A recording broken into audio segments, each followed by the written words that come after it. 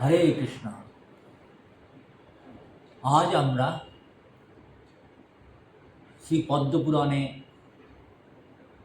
দেবাদিদেব শিব কর্তৃক তার পত্নী পার্বতী দেবীর উদ্দেশ্যে শ্রীমদ্ ভগবদ্ গীতার যে মহিমা বর্ণিত হয়েছে তার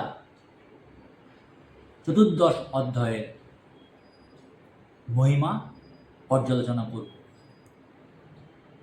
শ্রী শিব বললেন, হে পার্বতী, এবার অধিক মনোযোগের সঙ্গে শ্রীমদ্ ভগবদ্ গীতার চতুর্দশ অধ্যায়ের মাহাত্ম্য আমার কাছে শোনো। সিংহল দ্বীপে বিক্রম বেতাল নামে এক রাজা ছিলেন। বিক্রম বেতাল নামে সিংহল দ্বীপে এক রাজা ছিলেন। একদিন তিনি তার ছেলে ও দুটি শিকারী কুকুর নিয়ে বনে পৌঁছিয়ে একটি খরগোশের পিছনে একটি কুকুর লেলিয়ে দেন। কুকুরের তাড়া খেয়ে মনে হলো খরগোশটা যেন উড়ে চলছে। দৌড়তে দৌড়তে খরগোশটি এসে এক সুন্দর অতি শান্ত আশ্রমে পৌঁছল। সেখানে হরিণেরা বৃক্ষ ছায়ায় সুখে বসে আছে। বানরেরা আনন্দে গাছের ফল খাচ্ছে। ব্যাঘ্র শিশুরা হস্তি শাবকদের সঙ্গে খেলা করছে। আর সাপেরা ময়ূরের গায়ের উপর দিয়ে চলাফেরা করছে। বর্তমানকালে আমরা দেখি জগতে একে অপরের শত্রু বাঘ, হস্তি শাবক, একে অপরের আহার, সাপ, ময়ূর একে অপরের আহার, কিন্তু ওই বনে তারা একত্রে সহাবস্থান করছেন। এই বনে মহামুনি বৎস বাস করতেন। মহামুনির নাম হচ্ছে বৎস। তিনি শ্রীমদ্ ভগবদ্ গীতার চতুর্দশ অধ্যায় পাঠ করে ভগবান শ্রীকৃষ্ণের পূজা করতেন। মহারাজ বৎসের আশ্রমের নিকটে তার এক শিষ্য পা ধুতে ধুতে শ্রীমদ্ ভগবদ্ গীতা চতুর্দশ অধ্যায় পাঠ করেছিলেন। মহারাজ বৎসের আশ্রমের নিকটে, বৎসর যে মুনি তার আশ্রম, তার নিকটে একজন মহারাজা তার শিষ্য পা ধুতে, মানে এই মহামুনি বৎসের শিষ্য, একজন শিষ্য পা ধুতে ধুতে শ্রীমদ্ ভগবদ্ গীতা চতুর্দশ অধ্যায় পাঠ করেছিলেন। সেই স্থানের মাটি ভিজে গিয়েছিল। ঠিক তখনই খরগোশটি দৌড়তে দৌড়তে এসে পা পিছলে সেখানে পড়ে গেল, আর সঙ্গে সঙ্গে খরগোশটি এক দিব্য দেহ লাভ করল। তখন এক বায়ুযান এসে খরগোশটিকে তুলে এক দিব্য গ্রহে নিয়ে গেল। মুহূর্তকাল পরে খরগোশের খোঁজে কুকুরটি সেখানে পৌঁছায়। সেও ওই কাদার মধ্যে পিছলে পড়ল। কুকুরের দেহ ত্যাগ করে সে এক দিব্য দেহ লাভ করল এবং সেও স্বর্গগতি লাভ করল। এটা দেখে বৎস মহারাজের শিষ্য হাসতে শুরু করলেন। এই ঘটনাগুলো দেখে রাজা বিক্রম বেতাল এইসব মজাদার ঘটনা দেখে ব্রাহ্মণ শিষ্যকে জিজ্ঞাসা করলেন, আমাদের চোখের সামনে খরগোশ ও কুকুরের স্বর্গপ্রাপ্তি কীভাবে সম্ভব হলো? ব্রাহ্মণ বললেন, এই বনে বাসকারী সম্পূর্ণ জিতেন্দ্রীয় মহামুনি বৎস সর্বদা শ্রীমদ্ ভগবদ্ গীতা চতুর্দশ অধ্যায় পাঠে নিমগ্ন ছিলেন। তিনি নিরন্তর চতুর্দশ অধ্যায় পাঠ করতেন। আমি তার শিষ্য এবং আমিও তার কৃপায় শ্রীমদ্ ভগবদ্ গীতার চতুর্দশ অধ্যায় পাঠে সর্বদা মগ্ন। গুরুদেব যা নির্দেশ করবেন, গুরুদেব যেটা করবেন, শিষ্য সেটা পালন করবেন, তাই করছিলেন।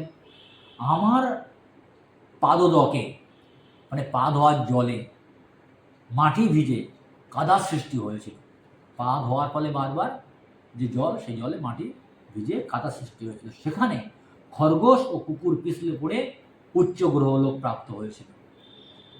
এত মহিমান্বিত ওই জায়গাটা হয়ে গেছিল।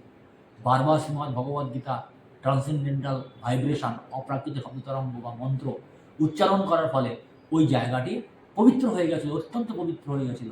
ফলে কুকুর এবং খরগোশটি সেখানে পিছলে পড়ার ফলে তারা সেই স্থানের সংস্পর্শে এসে তারা তাদের জড় শরীর থেকে মুক্ত হয়ে তারা উন্নত গ্রহলোকে প্রবেশ করার যোগ্যতা অর্জন করেছিল।